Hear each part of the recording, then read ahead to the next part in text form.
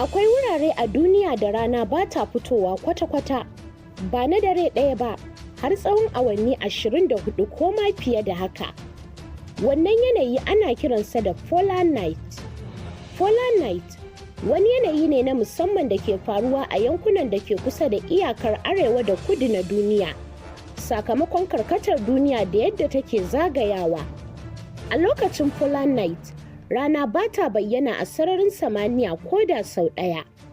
Wannan yanayi ya bambanta da dare na yau da kullum, domin dare kamar yadda aka saba yana zuwa ne bayan faɗuwar rana, sai ta sake fitowa bayan wasu sa'o'i.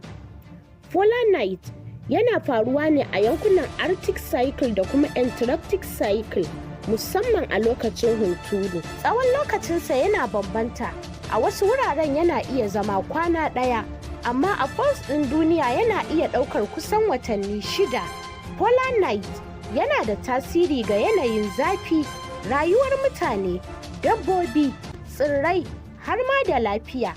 Duk da tsananin duhu, mutane da halittun da ke rayuwa a wannan yanki suna daidaita rayuwarsu ta hanya ta musamman domin rayuwa a wannan yanayi. Polar night ba wani bala'i ba ne, wani ɓangare ne na tsarin duniya da kuma halittarta. Shin, kun taɓa tunanin yadda rayuwa take a wurin da rana ba ta fitowa a tsawon watanni? Me kuke ganin ya fi wahala a wajen yin rayuwa da polar night?